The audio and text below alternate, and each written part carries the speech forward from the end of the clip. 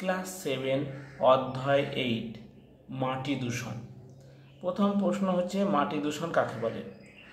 মাটি তার গুণগত মান হারালে তাকে মৃত্তিকা দূষণ বলে। এটা এক কথায়, মাটি তার গুণগত মান হারালে তাকে মৃত্তিকা দূষণ বলে।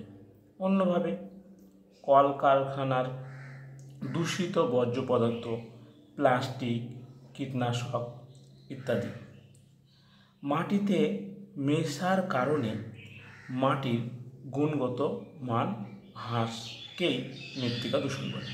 তাহলে দেখে নিই কী কী মাটিতে মিশছে, তারপর মৃত্তিকা দূষিত হচ্ছে। এই কী হচ্ছে, এই নগরে যত আবর্জনা দেখো এখানে মাটিতে ফেলেছে, ঠিক আছে, মাটির গুণ নষ্ট হয়েছে। জমিতে বিভিন্ন কীটনাশক সার প্রয়োগ করছে, তারপরে গেছে মাটি দূষণ হচ্ছে। এই যে কলকারখানার যত আবর্জনা, কলকারখানা কী হচ্ছে, এই আবর্জনা দেখো দেখো মাটিতে ফেলেছে, এটা কী হচ্ছে, এরকম মাটিগুলো সব দূষিত হয়েছে, মাটি সব দূষিত হয়েছে, কী অবস্থা হয়ে গেছে। আর তেজস্ক্রিয় পদার্থ, এই দেখো এই তেজস্ক্রিয় পদার্থ কী হচ্ছে, এই মাটিতে মিশছে, তখন মাটি দূষিত হচ্ছে। এইভাবে মাটির গুণ কী হচ্ছে, নষ্ট হয়েছে। তার সংজ্ঞাটা কী জানলেন, যে মাটি তার গুণগত মান হারালেই তাকে মৃত্তিকা দূষণ বলে। এবার কারণ দেখো, মৃত্তিকা দূষণের কারণগুলি কী কী কারণ? অধিক শিল্প উন্নয়ন, গৃহস্থালী থেকে প্লাস্টিকের যথেষ্ট ব্যবহার, এই জিনিসগুলো থেকে মৃত্তিকা দূষণ হচ্ছে মেন কারণ। তাহলে কেমন হবে ছবিগুলোতে একটু দেখে নিই।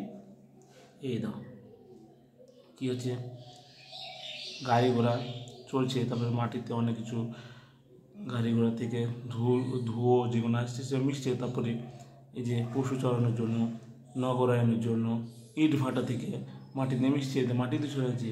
এ দেখো ইলেকট্রিক জিনিস সব মাটিতে ফেলেছে, তাহলে মাটি দূষণ হচ্ছে। এইগুলো হচ্ছে মৃত্তিকা দূষণের কারণ। এবার মাটি দূষণের উৎসগুলি লেখো, কোথা থেকে আসছে? তাহলে তো একই জিনিস, নগরায়ন কোথা থেকে আসছে? এই যে তখন দেখালাম, এই যে নগরে যত প্লাস্টিক আছে তখন মাটিতে ফেলে দিয়েছে, তাহলে মাটি ওনাতে দূষিত হয়েছে। তাহলে এগুলো উৎস। কীটনাশক এগুলো মাটিতে মিশবে, দূষিত হবে। যে তেজস্ক্রিয় পদার্থ মাটিতে মিশছে, এইগুলো হচ্ছে মৃত্তিকা